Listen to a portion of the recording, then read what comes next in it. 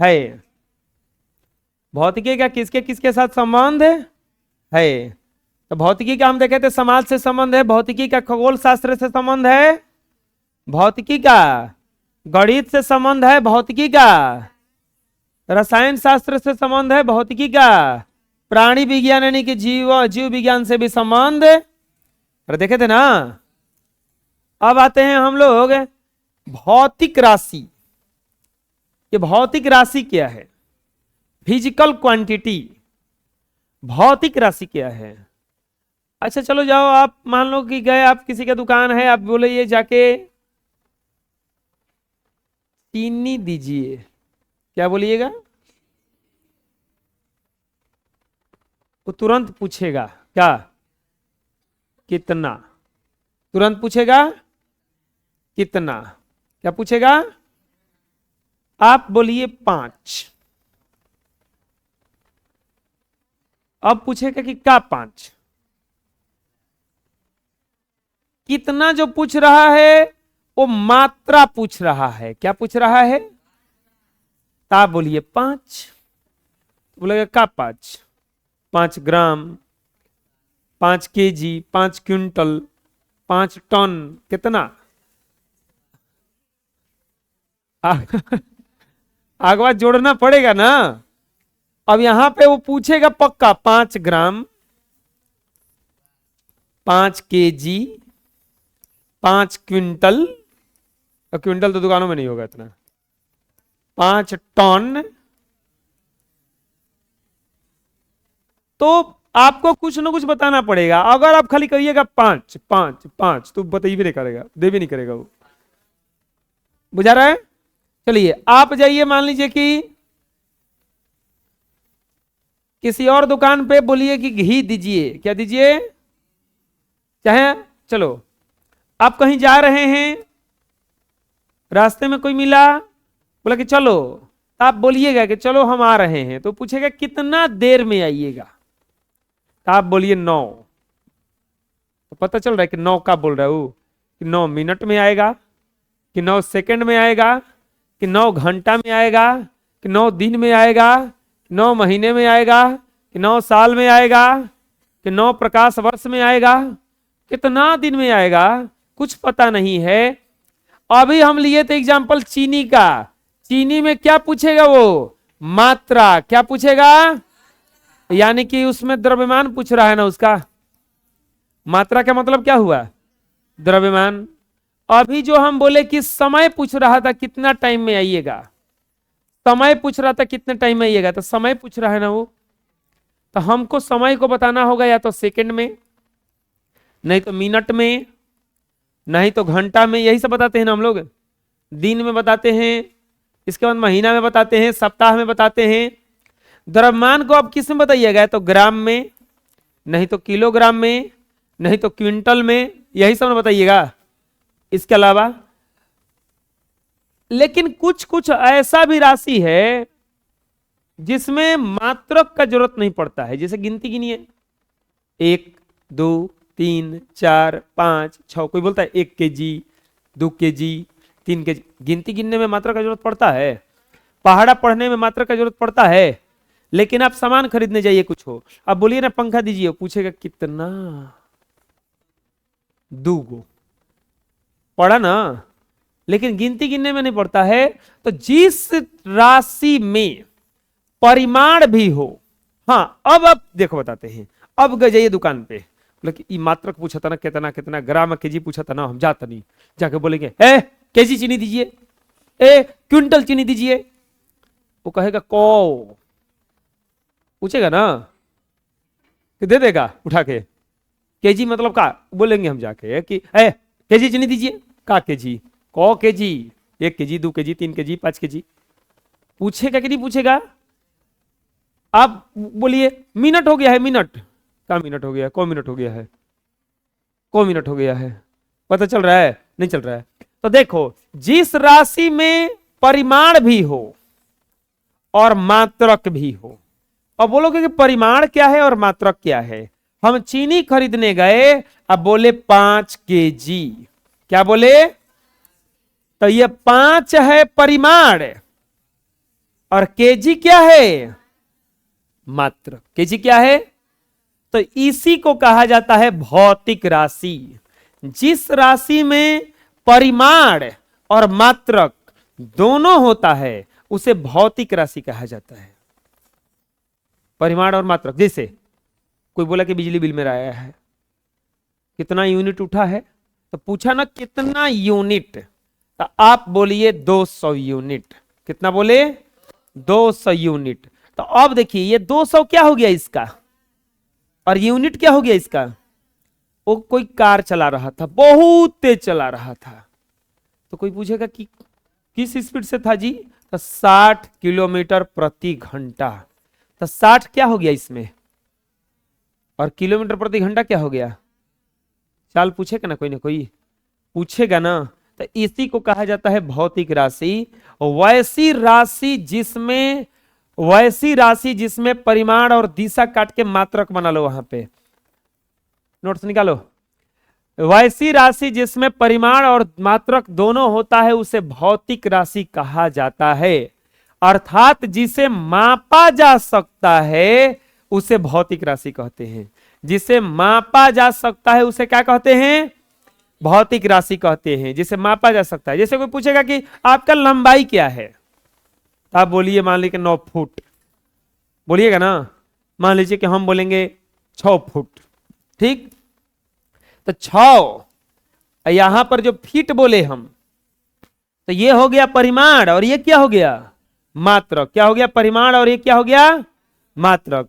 तो जिस भौतिक राशि में परिमाण भी हो और मात्रक भी हो उसी को क्या कहा जाएगा? भौतिक राशि। बोलो, ऐसी राशि जिसमें परिमाण और मात्रक दोनों होता है उसे भौतिक राशि कहते हैं।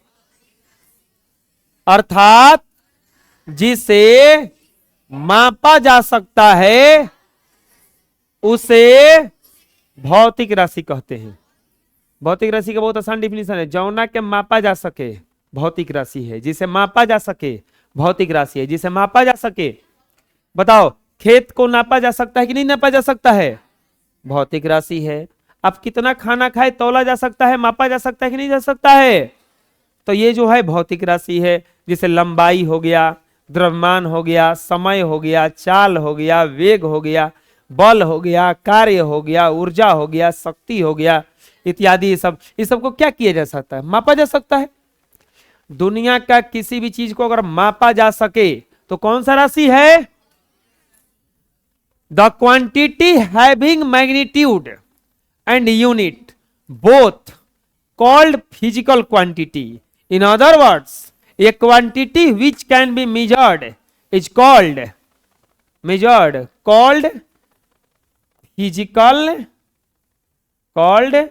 physical quantity। दुनिया का कोई भी अगर चीज हो, अगर उसे मापा जा सके तो क्या कहा जाएगा उसको?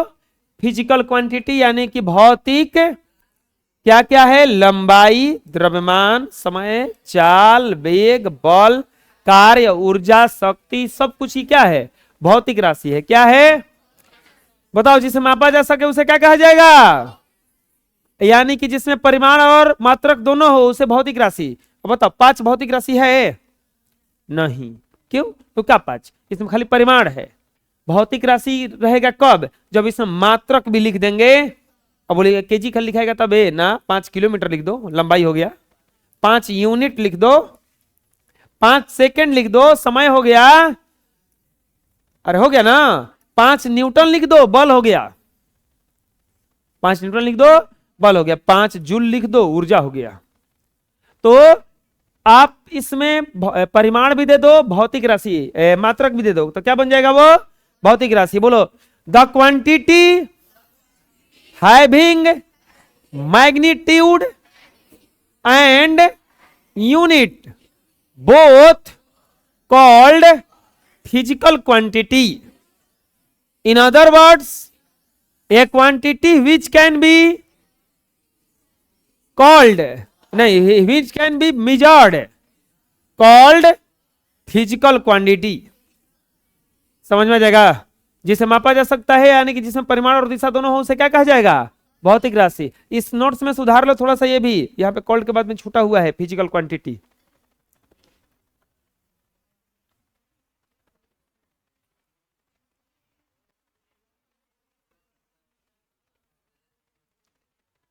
दुनिया का कोई भी चीज जिसे मापा जा सके उसे क्या कहा जाएगा? भौतिक राशि। कौन सा राशि? रियाद हो जाएगा ना? चलिए, हो गया, लिख लिए।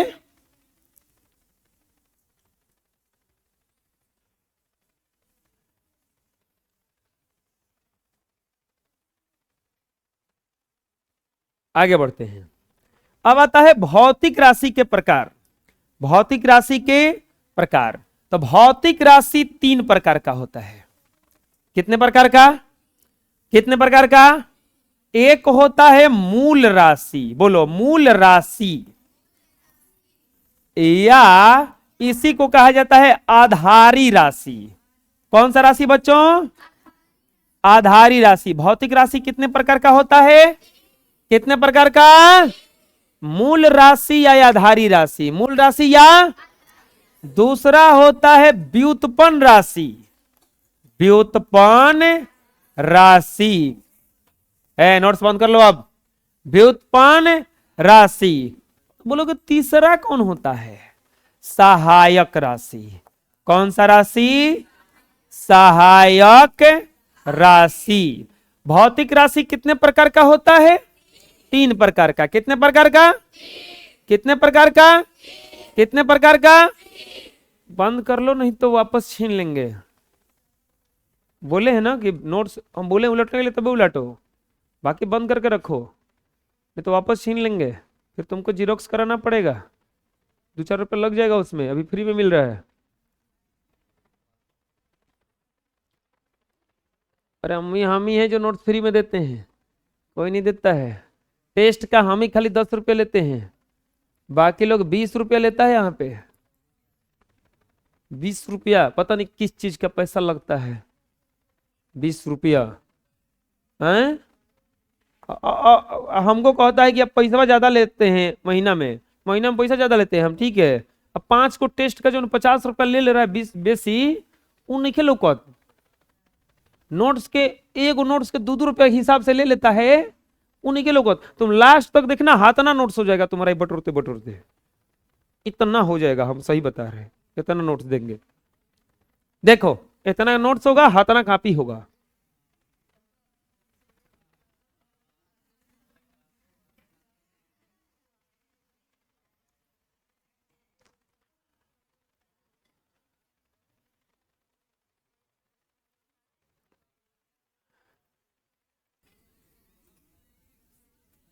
पहले आओ, चलो भौतिक राशि कितने प्रकार का?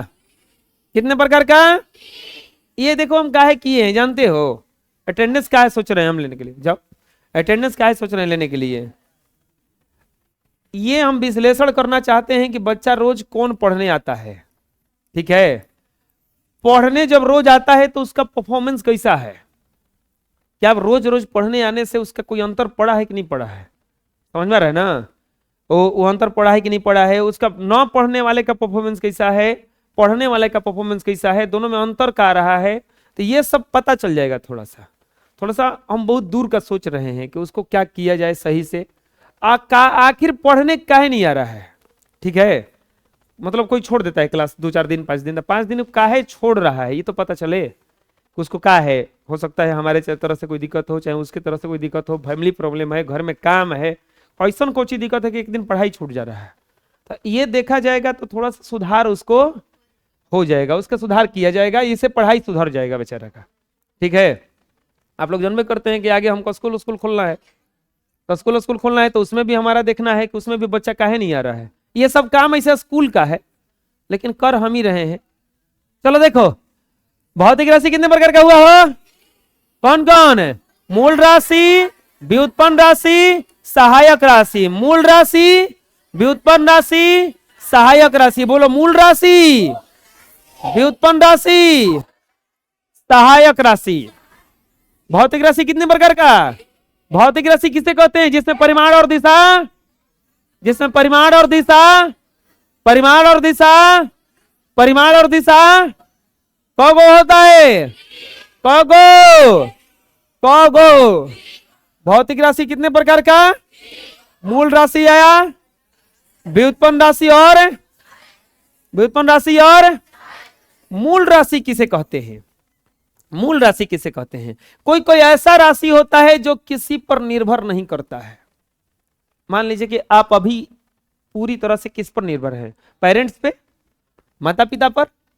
एक समय आएगा आप कमाने लगिएगा, तब आप वहां से आपका पेरेंट्स पर से निर्भरता क्या हो जाएगा? अब हट जाएगा, आप स्वतंत्र हो गए। अब आप स्वतंत्र हो गए। अगर पापा कुछ पैसा ना भी दे तो आप जी लीजिएगा, बुझा रहे ना? अभी खाना ना दे तो हमको खाना क्या खाएंगे यो पता नहीं है। तो आप एक तरह से निर्भर है ना। कोई कोई ऐसा राशि होता है जो किसी पर निर्भर नहीं रहता है, किसी पर निर्भर नहीं रहता है। जैसे लंबाई हो गया, ये लंबाई किसी पर निर्भर नहीं होता है, स्वतंत्र होता है। लंबाई हो गया, द्रव्यमान हो गया, समय हो गया, ये किसी पर निर्भर नहीं है। तो जो राशि निर्भर नहीं रहता है किसी पर, स्वतंत्र होता है, उसे मूल राशि कहते हैं। और इसकी संख्या सिर्फ 7 है। कितनी है? भौतिक राशि होता है 3 प्रकार का, मूल राशि, व्युत्पन्न राशि या व्युत्पन्न राशि और सहायक राशि। और मूल राशि कौगो है। कौगो किसको कहा जाता है? जो स्वतंत्र होता है। जो क्या होता है?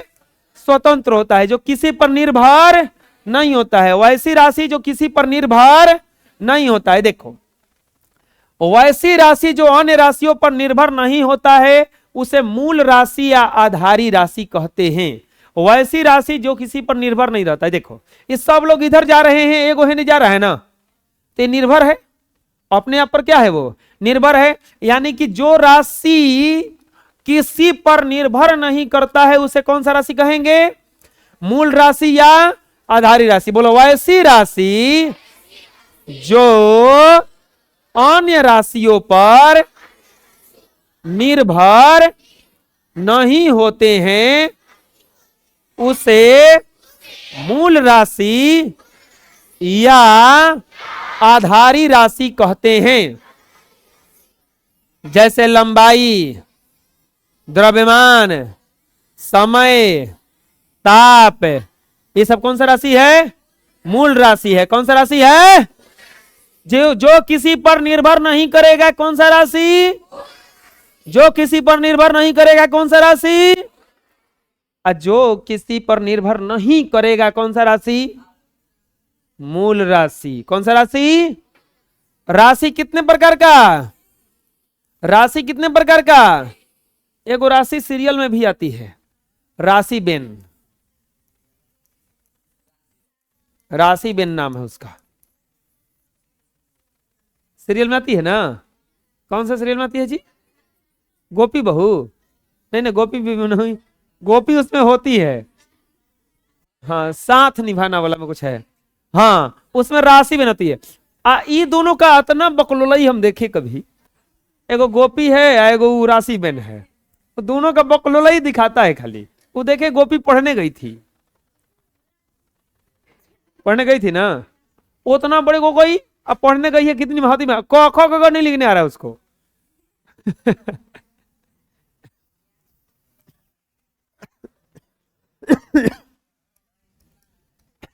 राशि बेन उसका होमवर्क फाड़ दी, होमवर्क को उसको फाड़ दी। राशि बेन नाम है उसका। हाँ देखो, छोड़ो अब। राशि कितने प्रकार का?